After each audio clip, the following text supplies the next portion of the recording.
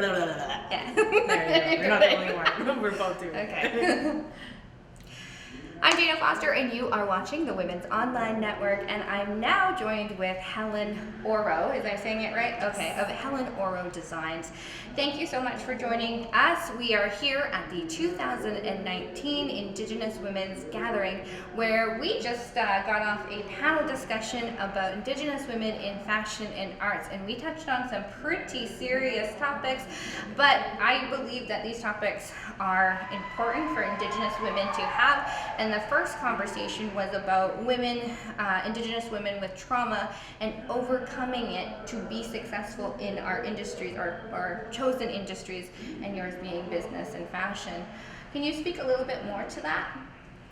Yeah, I know we were all pretty raw on the panel. Yeah, but I think it's a good thing. And like I had mentioned earlier, speaking is healing. Mm-hmm. So speaking about things that may have troubled us before, or affect the way that we've lived our life, or even our confidence, right? Because a lot of our traumas that happened in our past will affect us later on in life if we don't deal with it.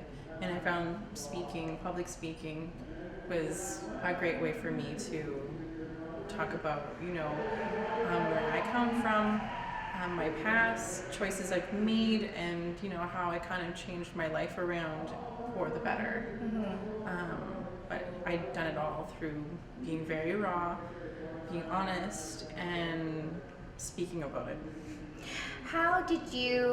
What was it that gave you that push to go into this industry and just say, I'm going to do it? Because I think that's part of the fear that holds people back. There's that barrier, that block. How did you just kind of, not only did you like super punched that and you went way over here. How did you find that strength? I didn't really plan on doing it. It was more of making a living for my family. I have 2 kids, and a husband, so I needed to make a living. I needed to bring an income in. Yeah. I had no choice. I couldn't fail. I had to find a way to make things work, to bring an income in, to sell my product, and to be, I guess, more business savvy in that sense that, I had 2 kids that were depending on me, and it wasn't just all on my husband to, bring the money in. It was both of us, and we were showing our kids that if we both worked hard at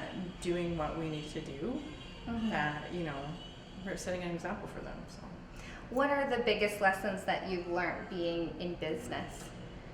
2 biggest lessons, I guess, not taking rejection personally. That's a good one. Because honestly, like I had mentioned too on the panel, not everyone will like you, not everyone will accept you, and that is okay. But the biggest thing with that is that as long as we're okay with that, because sometimes it can stop us from doing what we love, and because our confidence is so low from being rejected. I guess it's more of needing to be a provider for my children and setting an example for them that if you work really hard, regardless if you're just starting out into something and you're unsure of how it's going to turn out, as long as you work hard and you're passionate about it, I feel like when you put your heart into something and you do it with good intentions, that the outcome is always probably going to be in your favor because it's coming from a good place. All right. So can you tell us a little bit about your artistic process when you're creating your accessories? Do you know what? A lot of people ask me, do you draw out your patterns? Mm-hmm. But I don't. So I start with an idea of roughly what I want to make. I'm like, I want to make a necklace. Sometimes that necklace turns into a face mask or a mouthpiece. And I find as I'm creating, I see exactly what I want to do, and it's like as I'm creating, it's coming to life. And sometimes it just turns into something completely different because my mind's constantly changing and moving, and with ideas that I'm just like, I'm just gonna create, and then my end result is what really is gonna tell me what I've made, which most of the time is big beautiful statement pieces, because I love glitz, I love glam, and I love beadwork, but I'm not. My style, I guess, what sets me apart is, I'm not really traditional when it comes to my style of beadwork. It's very non-traditional, I guess some would say. But I mean, I guess maybe it's more in my eyes, maybe it's a little bit more innovating, I guess. Yeah. When it comes to being bougie.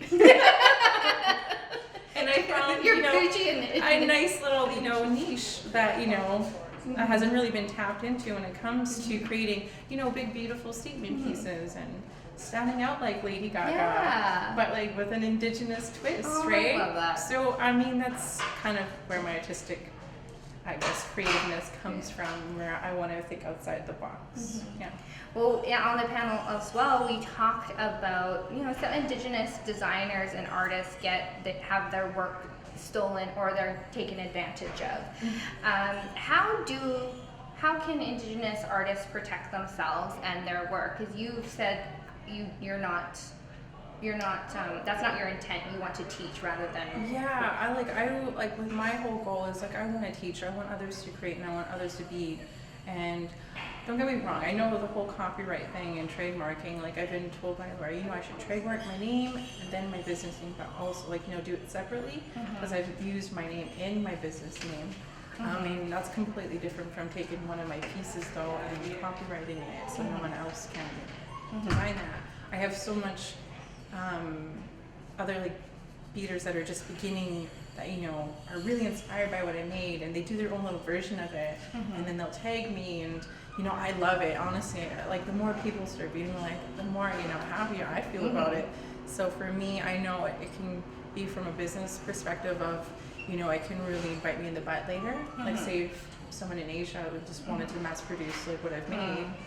I mean, there's that part, right? Yeah. But then where I come from is I'm seeing other creatives, you know, just wanting to learn and get in touch with their culture again. And for me, that's how I started. Yeah. And Yeah. I feel like if I really try to make it mine, it takes away from what, you know, brought me to where I'm at now. I totally agree with that. So It's there's about two sharing. big different Yeah. spectrums and two different ideas, but you know what? You can find a balance, and I think I'm in a balance where I'm okay, and I don't mind if I've seen myself duplicated before. But I mean, I guess I could touch on a bit when like a big Munio company or corporate company. How do you word this properly? A non-Indigenous. There we go. Sorry. Oh, a non-Indigenous company or corporation will come, you know, and want to collaborate, but then they go ahead and use your design anyways. Like I've had that happen, and that was an ugly feeling. So I see the negative part because I shared from my heart what it meant to me and like what would happen, you know, if they went ahead and, you know, like in native country is like a lot of people will call it, we just respect each other's styles, right? And if it's just like an unspoken rule that you just respect another person's style and you can be inspired but have your own twist. You don't just bead for bead. Right. You know, copying. I guess that gives also an opportunity to teach non-Indigenous people that language, that unspoken language that they are not, for whatever reason, don't steal. Seems pretty universal language, but and I said it in those words. But then 2 days later, someone they tried to defend it by saying they changed the edging. So I was like, oh. And they wonder why we're but I told them, I'm like, if you're gonna work with an Indigenous artist, let them be creative.